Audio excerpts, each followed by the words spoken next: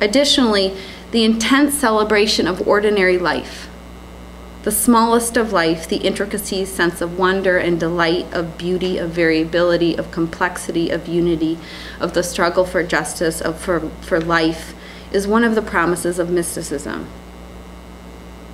Also in this, he, God, writes Julian of Norwich in the 14th century, showed me a little thing, the quality of a hazelnut in the palm of my hand.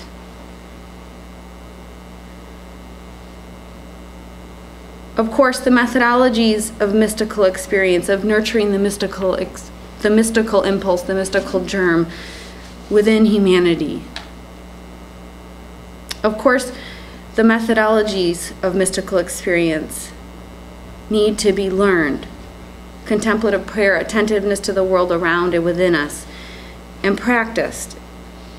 And as I said at the beginning of this talk, it is one of the great challenges of the religions and of Christianity and Christian spirituality to foster and nurture the mystical impulse, the biophilic impulse, the love for life and for the divine within life and within humanity. There are many more things that could be said here in connections between biophilia and mysticism and religion and science and nature, but my hope is that they in some way speak to the inherent need and to the reason for restoring nature with humanity.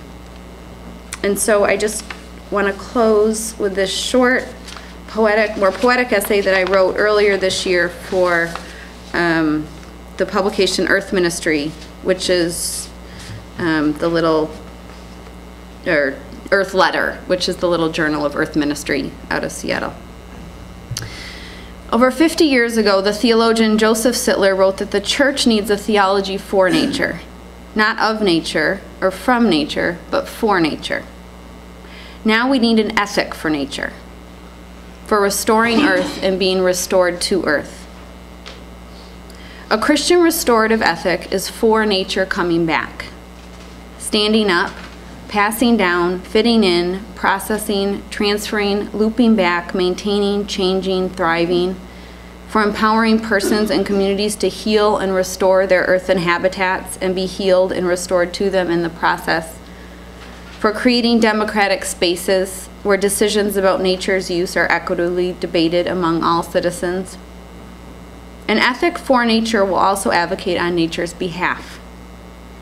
It will be for nature in the sense that I am a mother and for my children, or I am as a sister and for my sisters, or I as a spouse and for my spouse, or I as a Christian and for my suffering neighbor.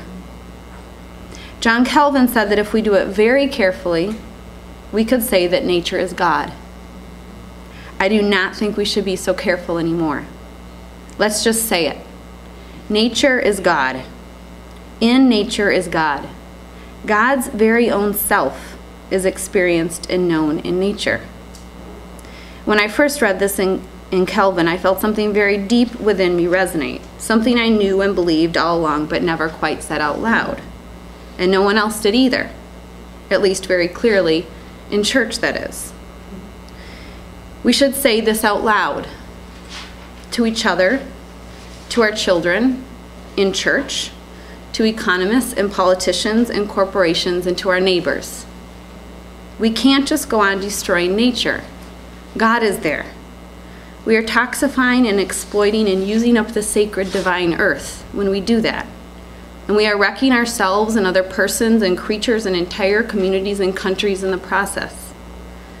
We will not have wild woods or clean water or fresh air or deer or pheasant or salmon to spook. We will not have that special place in the understory of the trees to hide in. We will not know what it means to dip our hands into the cold, clear water and cradle a brown trout speckled with red and gold. We will not know how it feels to wait for the Canadian geese and the wood ducks and the morel mushrooms and the sugar maple buds to come back each spring. But we will be able to manage and control and technologically alter everything in our reach. Do not be afraid. Nothing will be out of our grasp or mind's will. There will be nothing we can substitute for something else. Forests be gone, free-flowing rivers be gone, land that can grow food be gone. We will figure something else out. Nothing is beyond our prowess or powers.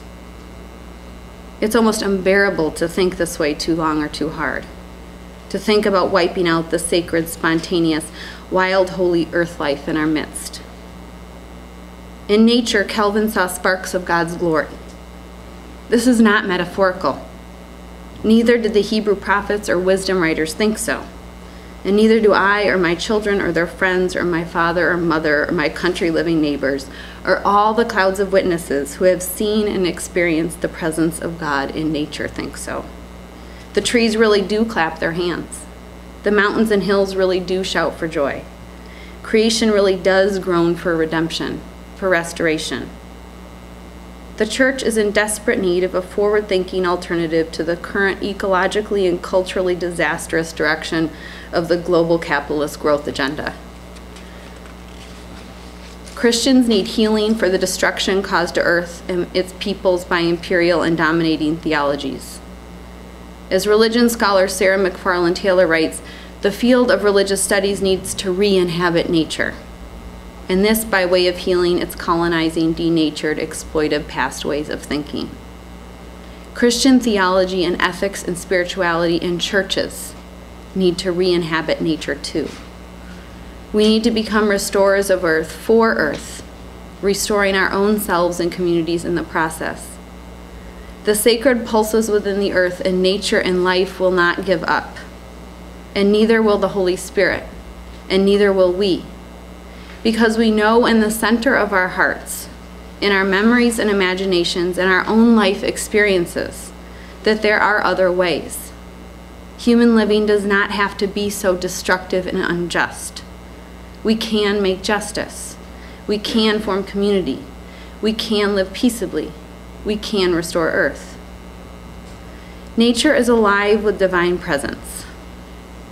Why would we not want to embrace and be embraced by this sacred, sweet communion all around and within us? Why would we want to believe that the whole earth can be controlled and converted and manipulated? Why not decenter our control and find ways to operate within nature's ways? Why not shift to more just, cooperative, durable, and beautiful patterns of living? Why not be an act for nature, for ourselves, for earth? Thank you.